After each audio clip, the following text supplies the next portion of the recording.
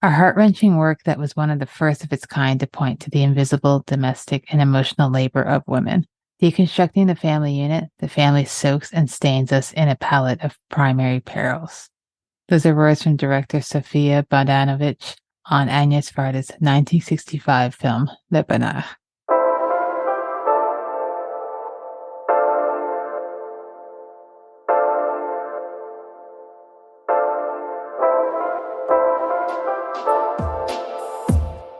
Seeing Faces in Movies is a podcast where each month I focus on the works of a different director or cinematographer, and each week I invite a guest on to discuss a film and the artist's filmography.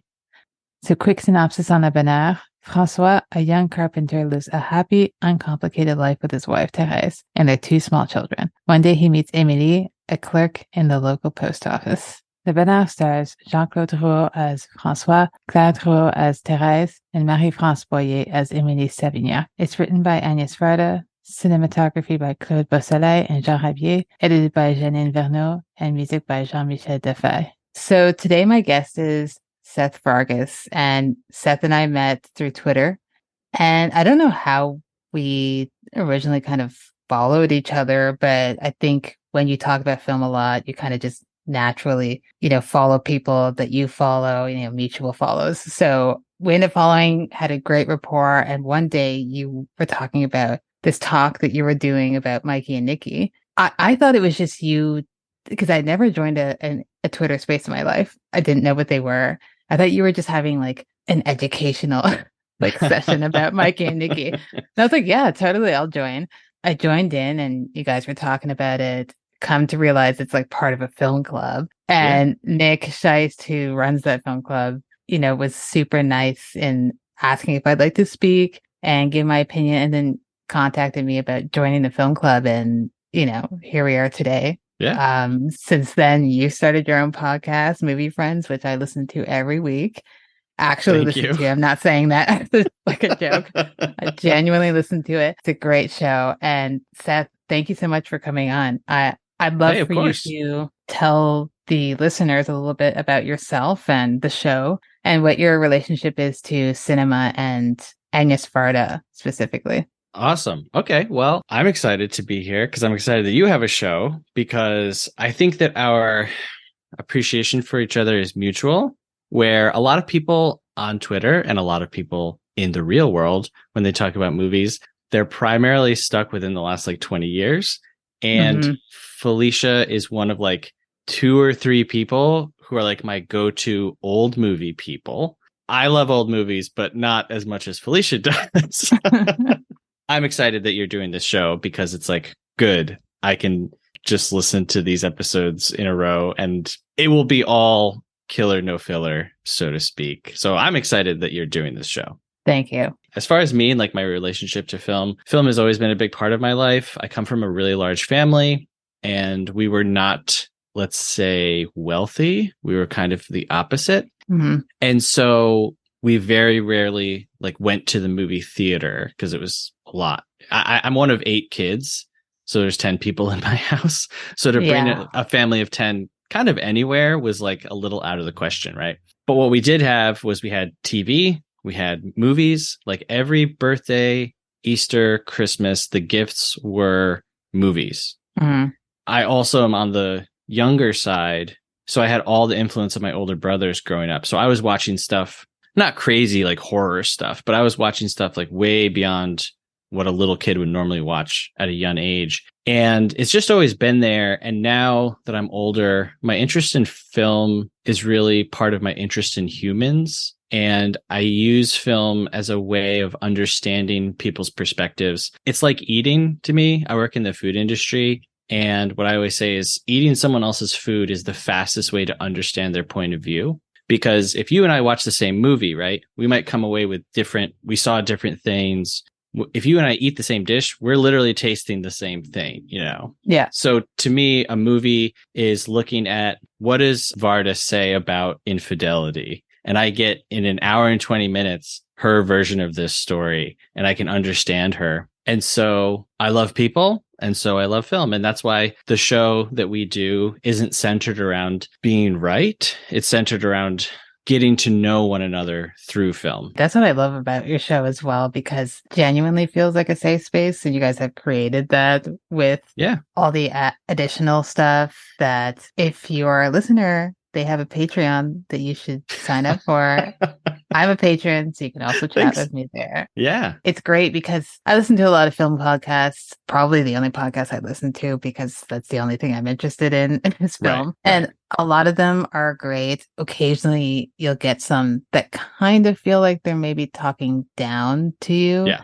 Mm-hmm. And I never want to be that type of podcast, and I don't enjoy those type of podcasts. So, it's a medium that should be the most accessible art form. So it should just be a fun time. Yeah. I like that about the film club, and I like that about the people that I talk to on Twitter, that I selectively talk to on Twitter about film, because occasionally you might get some psychos on there. Occasionally you might get a person who is so fixated on their own point of view and happiness that their pursuit of that causes a deep pain in other people that they are blind to. Much like François in Le Bonheur. I'm very excited to talk about this movie with you because you speak French and I do not. How do you pronounce his name? François. Yeah, I'm going to say like Francois.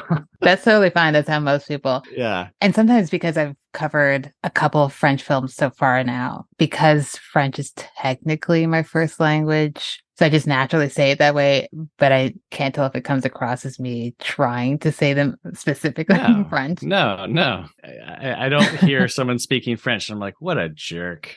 I mean, some of them are jerks. I want to ask you before I get into the tagline, actually, because when you picked the Bonheur, I was really excited. But do you recall the first time you watched it? Yes, I do. It was last year, and I watched it on vacation in the woods with my wife and my son. I think my wife was maybe working in the other room. She's a computer programmer, so she kind of works wherever. And I think my son was napping. So it was just me. And I was like, 79 minutes. I like Varda.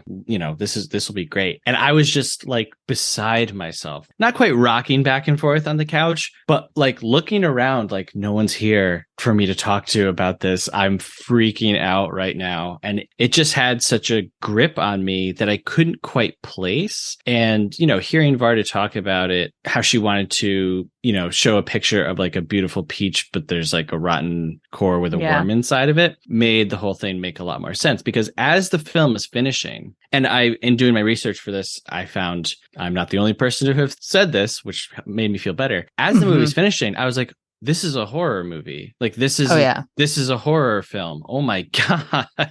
I'm glad you said that because we will get into that. But something you just said about when you finished it and looking around being like, I immediately was texting people being like, you need to watch the Bonheur. Like you need to, because I need to know what you think. Because I cannot get it off my mind. And it's weird because people don't talk about it that much when they talk about her. I think it's, of everything of hers that I've seen, it's the most arresting, I think. It might not be the most interesting, but it grabs you in a very particular way that her other films don't, because I don't think her other films are trying to grab you in that way. Like, I'm not saying that this is necessarily her best, but even before we got on here, I had sent you a message earlier today. I was doing my second rewatch for it. And I was messaging you like, I really want to know what you think about this guy because I feel very, very strongly. It was like, I just couldn't wait to talk to you about this.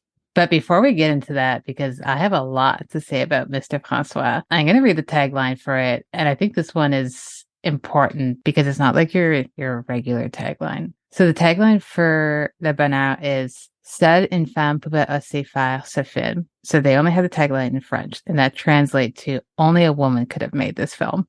Yes. And I think that's like exactly right on the money right there. Only she could have made this film. She's creating a commentary about what she feels, adultery is, and it's different for everyone. And you can see that very much in this film. On that note, and I don't want to jump around too much, but on that note, I wrote down 4 different films from 4 different directors. Varda, let's just say this at the forefront, masterful. It is like, she starts out as a photographer. She's called the grandmother of the new wave, which is like, why the grandmother? What's going on? Yeah, she can't be the Can't mother. she just be the mother? Can't she just be the founder? Yeah. Like her first film's considered the start or one of the starts. Like, just call her the founder. She's the founder in my heart. Like Demi and Truffaut, it's all great. But to me, Varda, her stuff sings and it shines far above them to me. Am I the world's foremost expert on the French New Wave? No. I just know that I love her with everything in my being. And all of her movies, there's an edge, there's a playfulness, there's almost like, but there's a thumbing of the nose to everything that she does while being beautiful and well-paced and interesting and sounding great. It's just masterful. Like, it's like watching someone come into the kitchen and someone's cooking. And they're like, you're doing this wrong here. And they don't need a recipe. And they're just putting things together and you eat it and you're like, how did you do that? Like, how did you salvage film and bring it up to this new place? Like, that's how I feel about her. So I just wanted to say that at the forefront. But when we're talking about like infidelity in film, this movie is so, I don't want to say unique. I can't speak for all movies. There could be another one out there, but this one is very particular and very interesting because the infidelity is never approached in a negative way. So if we look at In the Mood for Love, we have great movie, fantastic, maybe the most romantic movie of all time. I don't know. It's kind of hard to say. You have two tortured people, right? They're tortured for their love. Brief Encounter, one of the greatest movies of any genre of all time. They're tortured, right? Eyes Wide Shut, fantastic movie about infidelity. They're angry. They're cutting at each other. You know, Bill, as he's walking down the street, he's like punching into his hand. He's having these images of this fantasy that she had that didn't even happen, right? And so from that realm of fantasy, he is now going to enter into a fantastical world where the things are really happening, and they're happening to this insane degree of like murder. Right? Like he's taking fantasy to like the highest degree, but it's two people tortured. American Beauty, right? It's this very suburban setting, and it's this couple and they hate each other, and it's an exploration of two people cheating on each other in their mind and in their body, but they're angry. This movie, no one is angry. And I made a note on my second way through. At one point, Emily says, when I think about you with your wife, it's not very pleasant. Up until that point, that is just about the most negative thing that anyone says in this movie. Yeah. And there's no anger in her tone, though. No, she's just kind of like, it's not the nicest thing. Everything is so idyllic. It's beautiful. We start out on Father's Day. And it makes what happens so much more intense. And I wasn't conscious of this, even on my first two watches of this. I'm just watching a movie. Okay. But she lulls you into this world. And it's really, I think it's really his world, his perspective, where everything is cool. Everything's cool. Everything's fine. It has to be from his perspective because he's only concerned with himself, his happiness. So someone could have been yelling at him, but he's just so inside himself that he's just like, oh, they're probably, it's not like that. And it's just wild to see a film like that. And yet it is a quote unquote feminist film. Right. Very much so, told through a male character. Right. This almost feels like an evil Jacques Demy movie. Yes. The colors and this like strange bubblegum facade to like, this isn't really real life. And it's interesting. I watched this little thing of Varda talking about this movie, and she was like, Jacques would go on picnics with me, not because he liked picnics, but because he liked me. And I wanted to make this movie so that I could go on picnics and be out in the woods and out in nature. And I was like, how much of this, and I'm not trying to posit anything, but like how much of this is this relationship between you and your husband?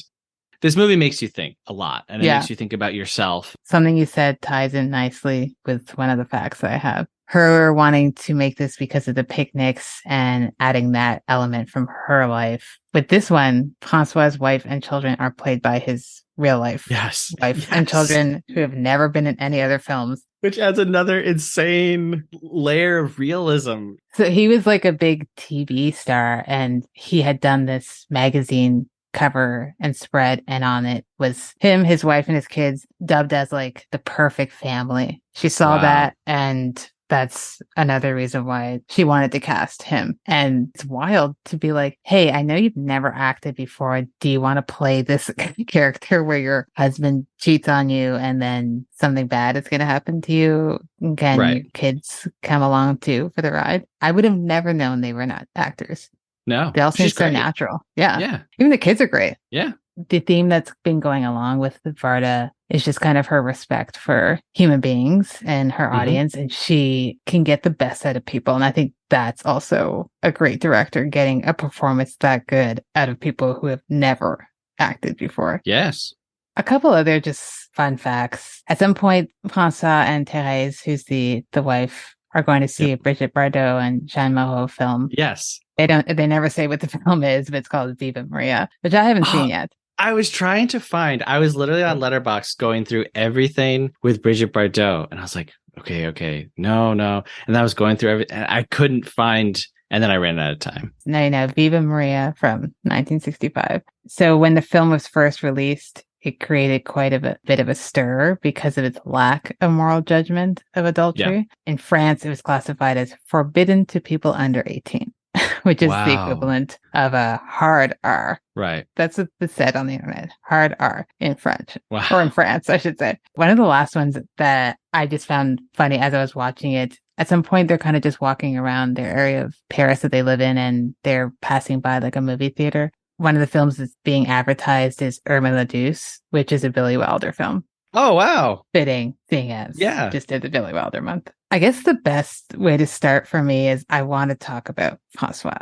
Sure. Before we even get into his character, what his deal is. One, I'd never seen this actor before, but I don't know if it was just me, but he looked like French Bill Hader. Okay, yeah. So my first time watching it, so distracted. I was just like, this is Bill Hader. Like, please stop. And then this time around, I was like, oh, this is like if Bill Hader was possessed by the spirit of Daniel Bruhl. Oh, yeah. And then I could not see, because he looks like Hader, but he doesn't move or act like Hader. And then I was like, oh my God, I can't get this image out of my head. It's like they split this guy in two to make Daniel Bruhl and Bill Hader. And maybe one was like the evil side and one was the good side. It's quite distracting. Okay, I'm glad I wasn't just me, because the whole time I was like, this guy looks so much. I was like, are they related somehow or what? Does he know that he looks like this guy? Like, I want to find an interview. As you said, this movie starts off and it's kind of like an idyllic. He's sleeping on the wife on her lap. She's awake. The children are asleep. They're in the nature near their bear tree, which becomes more relevant as the story goes on. When I first watched it, I hadn't read much about it, so I didn't really know what era this was set in. Was it supposed to be something from the past, from the past, the 60s? Because despite the way they were dressed, I was like, they seem to be in the nature. And then you get the quick shift to going into the city. Yep. You're getting to know more about him. He seems like a great father, a great husband. And then all of a sudden, he's asking for this woman's number. Mm-hmm. Going through with, setting up a date, they get together. Meanwhile, at home, his behavior has not changed one bit. And I was like, so this man's like, and as he's talking to both of them, he's so happy. The other woman knows about his family. He's telling her, I am so happy. I have enough joy for both of you, he says. And I was like, this man's a sociopath. Yeah. Like, he's giving off sociopathic behaviors where he does not see outside of his own vision. Right. I guess I want to hear more about how you feel about the fact that he is so... You see films about people who are self-absorbed. This was another level where I was just in shock. Yeah. So my big note on him is that he's a man without conflict, right? And we know that storytelling 101 is, here's the people, here's the conflict, here is them trying to fix it. They fail, then they fix it, the story's over. 95% of movies, right? You start to get this feeling of like, okay, does he have no inhibition? But there's one quick little scene where he's in the wood shop and they're talking about being a man of one woman. And he says, I have no problem with fidelity. And so I wrote that down. I was like, okay, he's not insane. Like, he is still putting up the front of like, what I'm doing is wrong and people would not accept what I'm doing. And so he lies. Mm-hmm. And we don't see him angry at his boss. We don't see him angry at his coworkers throughout the whole movie. So it's not like he doesn't feel happy and free. He's happy to go to work and he's hanging up his bicycle and they're all smoking and showing up with wine and stuff. But he still maintains like some semblance of like sanity. And so that makes it all the more crazier to our senses as like people who consume stories. We're like, where is the conflict? And it never comes. Even when she dies, he picks her up. We see it. I can't remember how many times we see the same shot. It's like 4 or maybe 5 times. Yeah. Where he pulls her up 4 or 5 times, which that happens throughout this movie. I love. We just did Police Story, and the final stunt where he slides down the pole. It's like the world's most famous film stunt. They show it 3 different times from 3 different angles as if to be like, yes, this really happened. Yeah. And we're going to show you how it really happened. To me, all of the quick cuts in this movie, and I could be totally wrong, but it felt like to me, when you're in a really intense moment, you know, I've had times where I was like in a hospital with someone dying, or, you know, like you're falling in love, or there's an accident, or just very intense moments. You become like acutely aware of like little things and little details while you're totally consumed with something else. But even as that's happening, he doesn't start like wailing. He doesn't start crying. He doesn't say like, I've done this to you. He never comes to a moment of realization ever. And that's what makes it so scary. And like in horror, there's 2 main things that happen to a character in a horror movie that make it horrifying. One is that something bad is happening and no one believes them. So you're being haunted by a ghost, you're being stalked by someone, and everyone in your life thinks that you're crazy. The other scenario is that things are happening to you and everyone around you doesn't care. So this would be like Texas Chainsaw Massacre, right? There's this whole family. They're all in on it. The Wicker Man, they're all in on it. And so you have these 2 different scenarios. With this movie, we are the people who are witnessing the horror, and it's on full display. And the person who can stop it or who is perpetrating it doesn't care. There's not a moment where we can breathe a sigh of relief of like, okay, finally it's over. And the final shot of them walking away, for me at least, and I think other people have the same feeling, is this could happen again. This will happen again. There's no reason. As the seasons change, all they do is change colors. They're in the same place. Yeah. And this will continue on. I feel like, as a man, as not a woman, I feel like that is one of the best points that it makes as far as this being a feminist film, is if men are not held accountable, they will never hold themselves accountable, and they will just continue to do the same thing over and over and over again. Oh yeah, 100%. It's funny that you brought up the scene in his shop, because I wrote that down. I didn't read it the same way that you did, as in like he was aware. I thought that he doesn't think that he's not cheating on her because they're in love. So, you know, as you watch it, then you realize, okay, he is obviously covering his ass. But when I was like, oh, maybe he just doesn't think it's cheating because he's genuinely in love. Right. It wasn't until the wife asks him and says, hey, you've been really happy lately. Right. Why? There's a look on his face where there's a look of shock. It's very quick, but it's the first time I noticed he was panicked, where I was like, okay, so he does know that she's not going to like hearing this and I am doing something wrong. It's not like he was out and been like, oh, she'll be fine with it, because he would have told her beforehand, obviously. But then he tries to say, no, you won't understand. I don't want to hurt you. And then he tells her, because she didn't react with anger right off the bat. He was like, oh, I'm in the clear. And he plays it so well, the actor, where you're just like, oh, this man thinks that everything is like hunky-dory. And skipping to the wife's dead, he goes to the girlfriend and was like, I would like for you to have a relationship with my kids. It's like, that's a wild thing. How long has she been dead? Yes. Your children do not know this woman. You're asking this woman who has no relationship to your kids. But then she does it, which I think that for me, I don't want to skip too much ahead on that, but is another reason why for the feminist reading and her behavior is there. But for him, it's just, as you said, and that final scene is straight up out of a horror film, because you're like, this man has not learned a single thing. No. He actually thinks he's come out on top. He's standing there, and there's this moment with as the camera's moving around, and he's just like looking there, and he's like breathing in the air, and he's smiling. And that's when like the title, I mean, obviously the title has weight throughout the whole film, but you're like, oh, like happiness. This has all been about his happiness. There's another interesting thing that happens throughout the whole movie. the music is primarily played by wind instruments. For the final sequence, it's all strings. And it's not that there's like no strings throughout the rest of the film, but it's very, very light. In the final sequence, it's all strings, no wind instruments. And at first, it's just playing, but it continues rising and it makes you frantic, like subconsciously. These are used in horror movies to get you frantic. You know, we all know that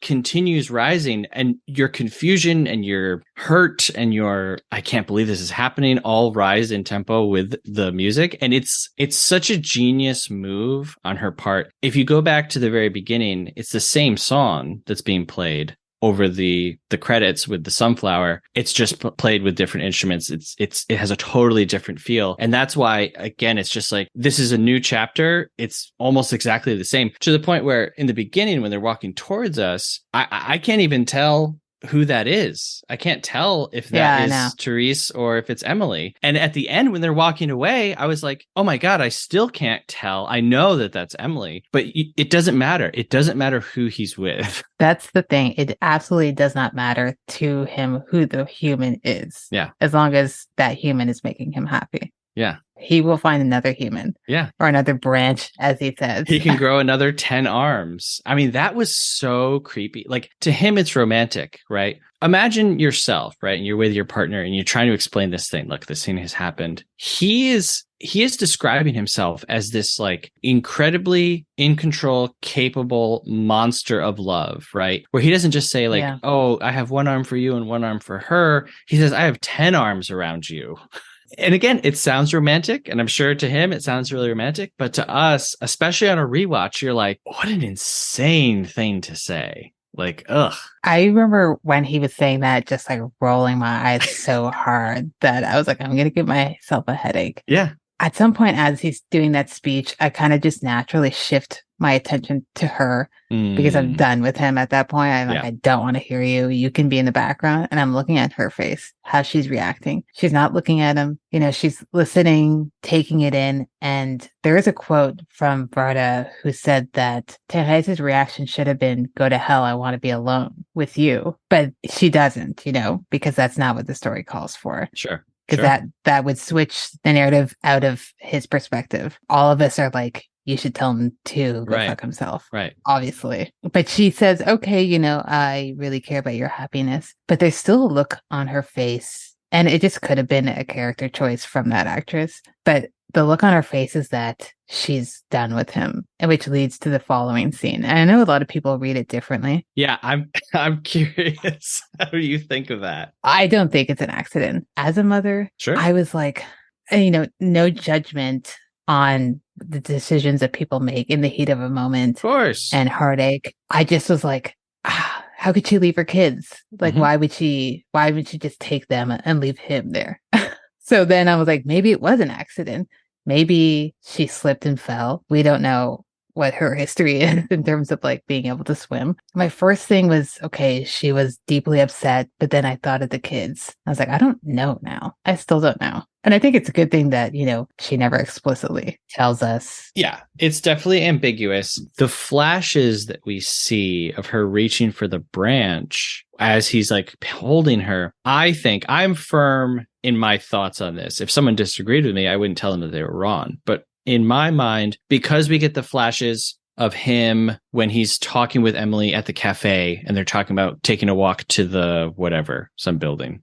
They see each other in front of them, holding each other, right? And then when he goes to her apartment, we see flashes of him kind of like surveying the apartment, right? When they're in bed together, it's amazing. I don't know why people don't do quick cuts like this. It's so effective and like just cool looking, but you're seeing all these quick little cuts all around their bodies and her body. Yeah. I definitely think that only exists in his mind, that he's right away trying to justify, oh no, she didn't kill herself. This was an accident. Because if she killed herself, then I would have to question why she killed herself. And if I did that, I would have to come to the conclusion that it could be me. I do think that it's purposefully ambiguous because not to us and not to Varda, but to him, it doesn't matter. It doesn't matter why she died because he's just moving straight on to the next phase of, well, what do I do next? And if she killed herself or if it was an accident, it's irrelevant to him. And so since this is from his perspective, we never get to know. And that's the horror. Yeah. And that's the horror of the whole thing.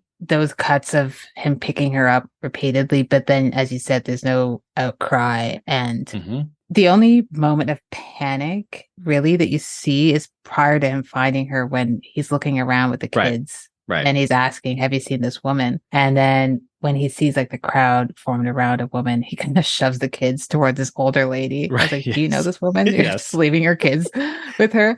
I think that's partially why I do lean towards her killing herself, because there's so many people around. Yeah. And like, even like where they found her, that if she fell in, she'd be yelling. Yeah, someone would jump in. It doesn't make total sense that it was an accident to me. But again, I think it's meant to be ambiguous. The scene that you were talking about, just to go back when they're lying in bed, I also love that scene. There's so many great cuts in this scene. And another one that I really love is during this dance sequence and where they're all changing partners, and like it kind of oscillates between the tree and as it masks, the cuts. Yes. And I was like, why haven't people just stolen this? Like, I would 100% steal this for any film I make. I don't know. I don't know how, other than just ignorance, and not to be, I think anyone can create anything, right? Like, who knows where creativity comes from inside of us, but there's such like a rich history to steal from when it comes to film, that the only explanation for people not constantly ripping these things off is that they're just not aware. Because I don't think you can watch this movie and not either be inspired to get more into movies or think, oh, I would do that, like you said. Because it's when they meet at the door of her apartment for the first time, and it's just flashing back and forth between the two of them. I'm like, yes, I love this. I love this. And then when they're in the bed, it does become one very long, uncut shot. Yeah, she's doing it all. It's great. There's so many films that she has made where I just kind of catalog. Like, if for my imaginary film that I will never make, but if I ever, for some reason, get money and decide to make that film, I have it all cataloged to be like, okay, I'm stealing that. Like, shamelessly.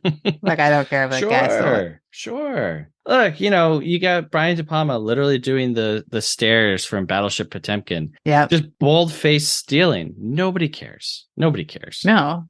It's like, then people start like showing that scene in schools also as a comparative. Right. I love that. We touched upon a lot of the stuff of the look and the feel of the film that I wanted to talk about, with the music and, the cuts. And you mentioned her quote about the summer peach and the worm. What I want to talk about, I guess, is the vibrancy of the colors, because she has made stuff in color. She's made stuff in black and white. I don't know. I can't speak for everyone. Maybe because Cléo was the first that I saw of hers, and I've seen other black and white ones, I associate her with that. And then the color ones are not as vibrant as this is, because like Absolutely a Vagabond, it's not No. vibrant as this. And that, like you said, it's kind of like an evil Jacques Demy film. Yes. And it kind of is. It's not that she's stealing from him, but like they were a unit, Yeah. And I love that, because it is like, Jacques Demy woke up one morning, it was just angry. It's very much like that, but with Varda's voice through it. Right. Again, it's like that thumbing her nose thing, where it's just like, like, I'm a master. I'm dancing around this form. I'm taking this. I'm doing that. And look, I'm doing it better. I mean, look, I love him. I love all of his stuff. I think it's great. And they're together. They're making totally different things. And I love that. I think that she's having a little bit of fun. And like you said, you look at like Vagabond, or one sings, the other doesn't. Nothing looks like this. That also ties into something I wanted to talk about, the way the film perceives heterosexual monogamous relationship, tying it into their own relationship. I think it's well known that they were together, they're married, they were in love, but they clearly had their own things going on the side. And it's an agreement that they have. Sure. And at the time probably was, shocking. And I still think it would be shocking to a lot of people to have a specific type of relationship. The surface, you look like you are one thing and then you're not to some people. Anyway, this film discusses that, right? Because at some point I'm thinking he doesn't think he's cheating. So I'm like, is he in his own mind, like a polygamous relationship? Does that a word that he would even know? Is that something he's even thinking of? Or is it just that he thinks that this is normal to him, and who are we to say it's not? But he's also not discussing that with everyone. So I don't know how you feel about how the film tackles Right. that subject. I can tell you from different articles and different takes on this, I've literally heard people saying that this is like pro polyamory, and other people say that this is Varda's like clear takedown of open relationships. I got into this rabbit hole of the whole history of the free love movement, because this is made in 1960, filmed in 64, right? Comes out in 65. This movie had a real effect when it came out. One of the things that I watched on it was on Criterion Channel. They said that this played for 9 months in Argentina and a year in Japan. That's insane. And so this clearly was a film for its time. And so I was looking into all of that, and I don't know. I think that she's vilifying him. I don't think that that's necessarily a question. I don't know what she's saying about everything else. What I do know is that it makes you ask yourself a lot of questions, and it makes you consider your own feelings and your own morals about what he's doing, because you might be watching this movie and think like, wow, this is crazy. He's got 2 ladies. And then when he has that scene with her and she's like, yeah, this is great. You know, happiness by addition, not subtraction. Okay. And you're like, wow, he got away with it. This is cool. And in yourself, you might breathe a sigh of relief. And then what happens next will hit you 10 times harder. And so then you'll have to think like, okay, why did I feel that way? Or if you're screaming at him the whole time and then she says that, you're like, no, this is a masterpiece. It's masterful. It's doing this better than other It's a conversation machine, I think, this movie. And I'm not surprised there was like a huge outcry, because it doesn't let you alone. It churns you up and spits you out. And it's like, all right, good luck. You figure it out. Those feelings you have, especially in like the third act, I felt that, and I won't lie, I did kind of have that momentary sigh of relief for being like, oh, maybe she'll discover herself also and fall for someone else, and they can work it out and be it. Because like, who am I? Everyone has everyone's relationships are different. I have a particular relationship that's different from other people's. So I was like, if that works for them, who am I to? If they are all genuinely happy, I'm happy for them. Obviously, that wasn't the case, because by the time that you kind of settle in, whether you're like relieved or you're upset with her for agreeing, you're taken right out of that, because it's not long after that scene that she dies. Right. And I mean, it should be a clue when he wakes up, right? The kids are waking him up,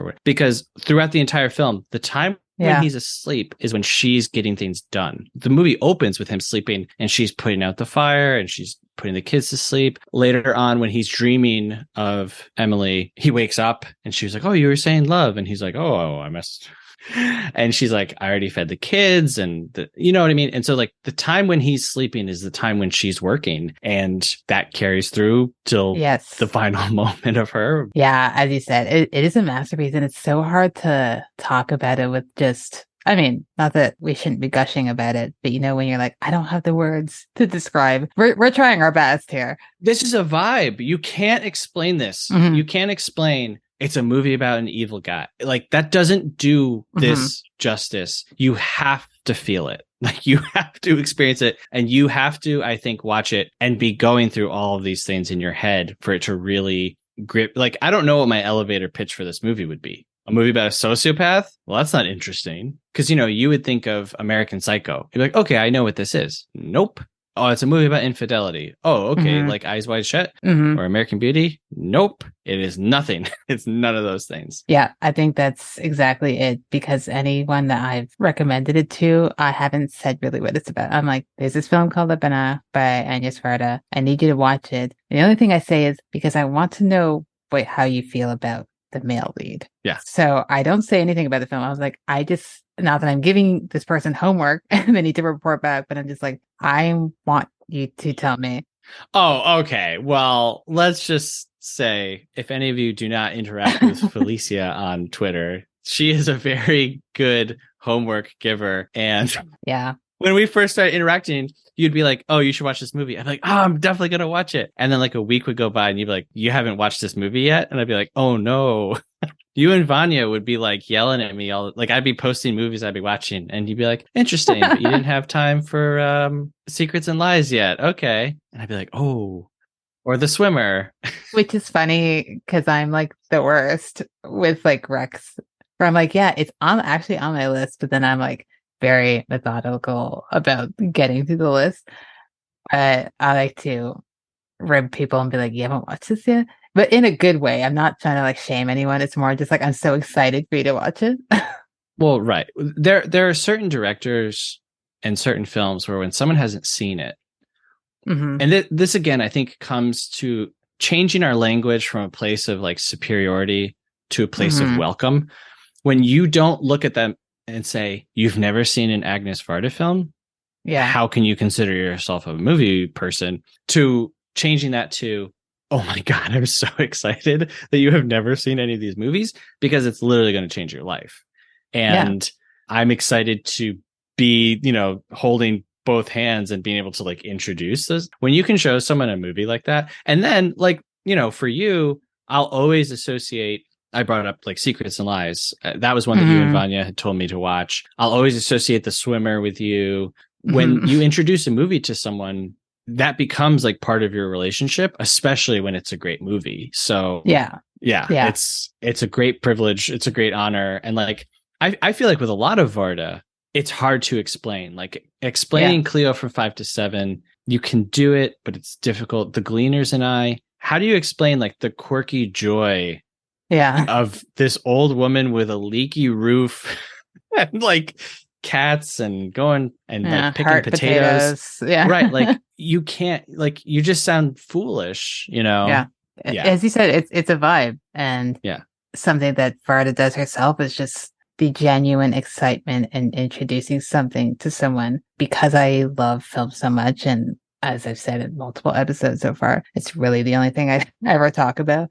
So I never want to feel like I'm pushing people away for something that I love. I would never shame someone for being like, you haven't seen this yet. It's more so like, I'm jealous that you haven't seen it, because when you do, you get to watch it freshly new. Like, I'd love to go back and rewatch this for the first time, because it will still have the same effect on me and I'll still love it, but it will never be like that initial shock at the end of being like, oh, we're rolling the credits now. That's how we're ending it. In like the best way. So I'm always just like jealous when someone hasn't seen something. Sometimes I'm jealous when someone hasn't seen something that I do hate too. And I'm like, I'm jealous because I wish I didn't have to see that. That is also a very fun thing. I very much like when people talk about the film Cats, the musical, the film adaptation, which is, I'm not a movie hater. I only have 6 films ranked at half star on my Letterboxd. Very purposefully. I can find good in almost everything. Cats is one of them. And it's equally as fun to show that to people. And I've showed a lot of people that movie and recommended people to see it, because it's just another experience. I actually have never seen it. I'm not even going to tell you to see it, because I'm sure you have 200 movies more deserving of your time. But what I can say is you will never forget it. I'm sure I won't. I'm sure I will not. I know our good friend from the film club, Sean, talks about it quite often. So I've wanted to watch it for him and Morbius maybe one day. Haven't gotten around to that one. all love for Sean. Oh, for him, yes. For the films, no. Exactly. I don't know. Maybe Varda would have liked cats. She was a big cat lover. I know. Maybe she would have been like, this is like the type of camp that maybe she likes. Yeah. I love camp, but then camp is fantastic. Camp, and then there's like camp that's not well done. Right. Again, I haven't seen it, so I can't judge it. So we kind of touched upon Emily and her relationship to Francois, and her telling him at some point and acknowledging that, hey, I don't like to hear about how happy you are with your family, because obviously she has some guilt there. Not enough to leave him, but like, I can't imagine that it would be nice for her to hear. I don't know how much younger she is than him, but she's, been living single woman life. She lives alone. She has her own life. She's now being thrown into the role of the mother, especially not even just the mother, but of kids whose mother died. And I was curious when he introduced that concept of being like, I'd like for you to love them. It switches to they have a life together. And I'm just sitting there waiting for it to go bad, waiting for her to have a scene of just being like, I can't do this. I'm leaving. And it doesn't happen. Or the kids to be like, where's mommy? Or I don't like this person. And it never happens. Just from his perspective and being like, they obviously are all happy. We've forgotten about her. Right. We're all good now. Hey, that was summer. This is fall. Yeah.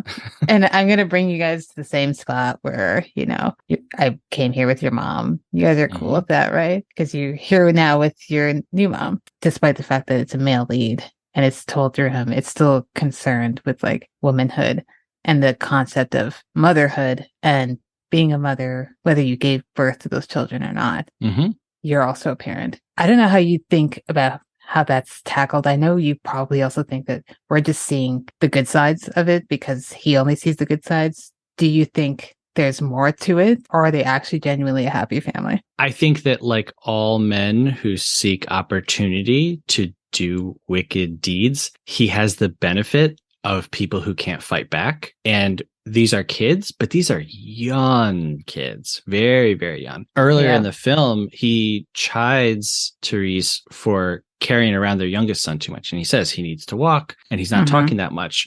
And so I'm horrible with kids' ages and like milestones.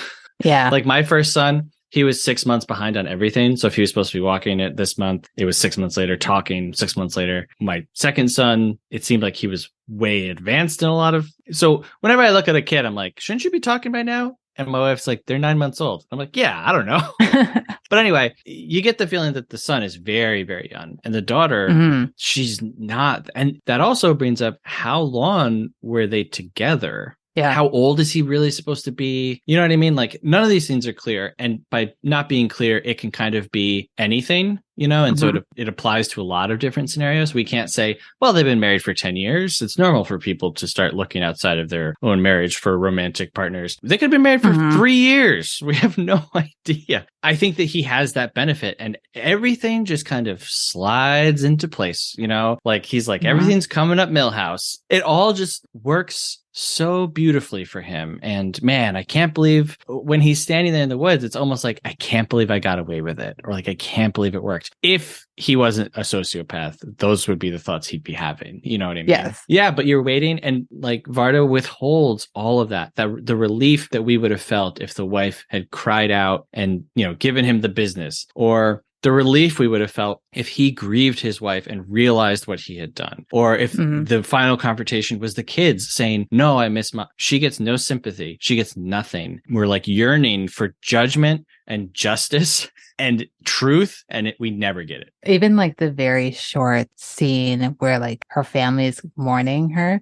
Yeah. But we don't get like an actual funeral. We don't see a burial. No. And it's 2 seconds of them. It's mainly, actually, there's something interesting. It's mainly the mother, and then I think his siblings, like his brother and wife, are there, and they say that we can take the kids. And he's like, okay, but can I still visit them? Because they're my kids. And I'm like, sir, where are you going? Why are you leaving your kids? Right. Because you don't seem to be heartbroken, so why are you leaving them?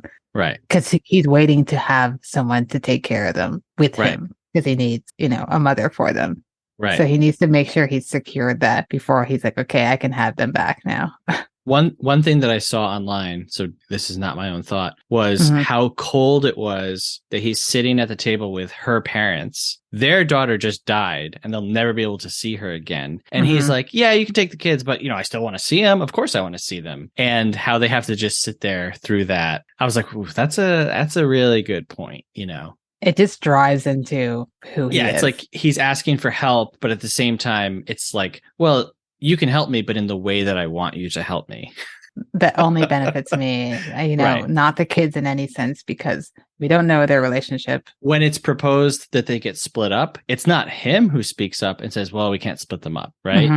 It's either his brother or his brother's wife who's like, no, you can't split the two kids up. He's just kind of sitting there, like letting them take care of all the details. And then, all right, well, when can I come and play with them? Because in he's working overtime on how he can, introduce Emily to this new situation. That's what he's concerned about. He's like, well, they're taken care of, so I don't need to think about them. It's just, wow, it's wild. There's a quote I do want to read from some of the research I was doing about concerning Thérèse and Emily. There's something I read that says, who speaks for women's experience and subjectivity in a society, global patriarchy, where women are conditioned from birth not to speak for themselves. So Thérèse and Emily and Abana are extreme examples of women who did not speak, women who repress the knowledge of their own feelings and desires, lest they come into conflict with their husband's or lover's happiness. Wow. When I read that, I was like, okay, I got to read that, because that is exactly what's happening here. They are probably women who are speaking. He's not hearing it, right? Right.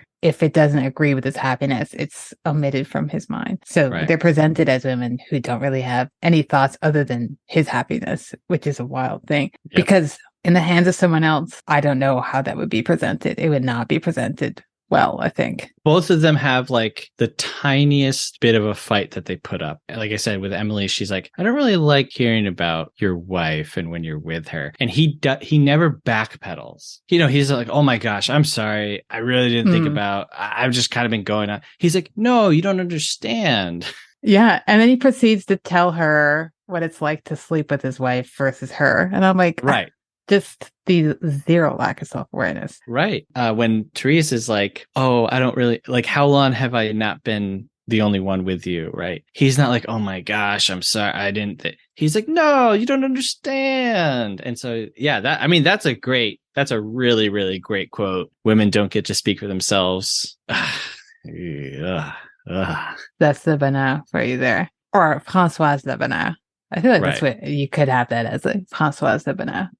I think too, like the title, I'm sure you're familiar with the Todd Solondz film Happiness. Yes. And a different type of happiness. I think it's still an exploration of how important is happiness. Yeah. Because you have all these different people in pursuit of their own version of happiness, and we see how it all comes crashing down in various extreme ways. It's the same exact thing here. So like, we live in a very interesting day where people are more depressed than ever, but we're constantly told that we need to be putting like self-care above all else, and like you need to pursue your own happiness, don't listen to the haters, and happiness is put at this like really supreme thing, but the things that make us happy they don't fix us. And so it's like, we have this example here of a dude whose only pursuit is happiness. Yeah. And we see how evil that is. And I want to be careful about like how I say that, because there's nothing wrong with being happy, but it has to be tempered with what's right and what's just and what's true and what's right for people. And it cannot be the only thing, because it's the only thing to him. I think you said it perfectly. It's like, yes, we all want to be happy. Who wouldn't want to be happy? Sure. But for you to chase happiness, and we should all strive to get there. But at what cost? Right. It can't be at the cost of others. Right. Because we could all be doing that. I could all just be like, I just only care about being happy. And then, the life around me is just crumbling and falling apart, which it is in his world, but he doesn't see it that way. Right. I don't know. Every time I think about it, it's one of those films when I recommend it to certain people. I mean, I'd love for everyone to watch it, but sometimes you go to specific people who will actually watch it. Of course. Because you're like, I know that this is going to make you so angry, not angry enough for you to hate the film. Sometimes you watch a film that makes you so angry that you cannot watch it. Sometimes you're like, I'm so angry because this is like some people's realities. It's not like this is some sort of fantasy. Yeah. And it should also make you look at yourself. I hate when people can only watch a movie and see things black and white, ones and zeros. Oh, this dude is evil. I'm so glad I'm not like him. Right? I watch this movie and it makes me examine, well, how do I steamroll over my wife when she, very quietly speaks up and says that she doesn't like something? Do I immediately go into explanation mode of why what she's feeling is wrong? Or do I stop and listen to like the quiet voice and be like, okay, tell me more about that? Or I'm sorry. Or if you can't see yourself in this dude, you might be this dude. That's the thing, though. I think there's parts of all three of these people in everybody, hopefully to small degrees, but I think so. It's sometimes some characters like that will make you mad because you're like, oh, I'm seeing parts of myself that I don't like seeing because, maybe I'm not the best listener. We're not to that full extreme that he is, but we all have our faults. And as you said, if you don't see, yourself in him, then you probably are him. Are there any other additional parts of the Bonheur that you'd like to discuss? All right, I'm going to give you 3 things rapid fire. Yep. 1, people eat more sugar in this movie than I've ever seen people eat sugar in a movie. And I feel like that's on purpose. 2, when he is talking to Therese on the blanket towards the end, the way that he is grabbing her face is so violent and uncomfortable Yes. It's like the mask is slipping a bit. Again, it's something I didn't really notice until my rewatch of it, but I was like, I know what's going to happen to her, but I'm like afraid for her in this moment. The other thing is I just want to like lift her up a little bit. She's like an accomplished dressmaker, so much so that she's making someone's wedding dress and flower girl dresses in 2 weeks. And in that moment where everyone is looking at her work at this wedding and everyone sees how beautiful the dress is and how she has like, you know, made this wedding nicer and better, in that moment where he should have been there, like supporting her and appreciating her work for the quality that it is, he's quote unquote hanging shelves. Yeah. You know, and like that's another part of the pursuit of like just selfish happiness is it robs other people of their proper due because you don't see them the way that other people are seeing them, and you don't see them the way you're not lifting them up the way that you should be. And so, you know, if you're married and, you know, your spouse is doing something, don't be out, you know, making out with Emily while measuring shells. Yeah, exactly. Those are all great points. One, I didn't notice the sugar bit. Oh man, people are constantly eating sugar in this movie. I wonder if it's like a French thing, but also it's probably maybe. But I watch a lot of French movies, and no one's sucking on sugar cubes like this. I'll make sure to look out for that on my rewatch. Yeah, the scene where he is grabbing her face when he thinks, oh, you know, she's down for this lifestyle too, and he's just so happy, and it's just so gross. It's so gross to watch. And like the look of discomfort on her face and look of sadness on her face. I just was like, oh my God, dude, just leave her alone, please. Yep. In his mind, he's like, this is making her happy. That's great for her. But I have something that's going to make me happier in this moment. So I'm going to go for that one. Then I'll come back because I'm done with that happiness. So then I'm going to go to you because I want to hear about how happy you were. That'll make me happy instead of experiencing it with you. He's a chore. I haven't heard someone say that since I was like 5 years old. That's great. Really? Yeah, that's my best way to explain Francois. I would say he's the devil, but you know. that too. Yeah, devil, you know, evil Bill Hader. Yeah. So I think we covered the film to the best of our ability. What I'm going to do now is move on to my end segment, end credits. I have 2 questions. First question, Seth. Someone comes up to you and says, I've never seen a Varda film before. Are you recommending they start with the Bonheur? If so, why? And if it's not, which of her films would you recommend? So it's crazy because this literally happened like 3 days ago where someone was talking about Agnès Varda films. And I think you said, oh, yes. And yeah. And I commented, you know, I think I commented 1 or 2. And then I said, the real answer, though, is all of them. Like, it doesn't matter. Yeah. Just start with any of them. Like, I know we've been talking about this movie and I wanted to because for some strange reason, this is like not near the top for people or it's not like talked about a lot with her, which is really mind blowing. I mean, all of her stuff is great. I definitely think that this is a good place to start. I would recommend this one. If not your first one, at least your second to just get, I'm a big fan of parameters. Like if you watch Cléo from 5 to 7 and then you watch this, you're going to see a good spread of her ability and her sensibilities. So yeah, I think this is a great first, second, or third movie for her. Absolutely. I agree with what you said. When I'm recommending a film to someone who's never seen a film from a specific director's filmography, I want to give them not necessarily my favorite, but maybe the one that I think speaks to who they are the best. Right. One where you can sit down and you're like, okay, I understand what they have to offer. I can then branch out from there. So I would recommend, like you said, this could be a first or second film. Typically, I would say maybe Cléo, and then this would be the second, because I think this also just right off the bat, you understand who she is. And same with Cléo. Right. I think we're on the same page there. Sounds like. Yeah. Second question is a double bill one. So if you're creating a double bill, either for yourself or for someone else, and this question is always interesting because people are like, well, it depends on the mood, and they usually have more than one. So don't worry if you have like multiple, because everyone does. I do.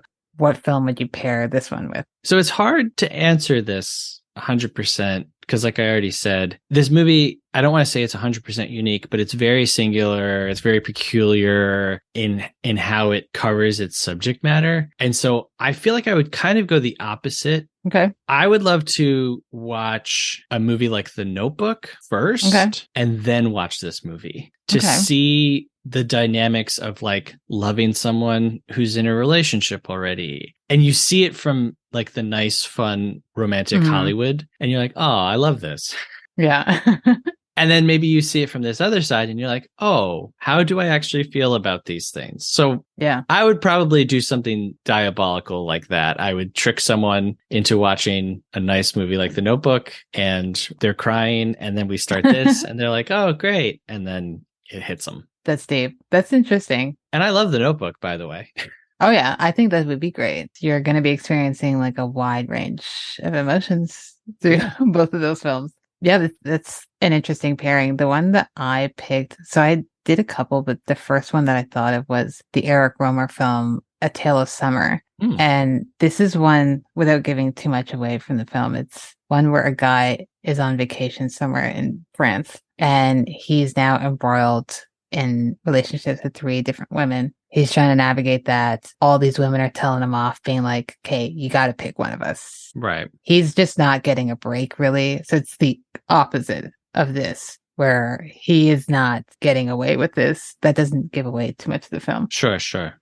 I think an interesting contrast to be like, this is a film where a guy is faced with taking accountability and how he navigates that. So that's essentially what the film is. So I thought that would be an interesting pairing. Another one I thought of was Frank Perry's A Diary of a Mad Housewife.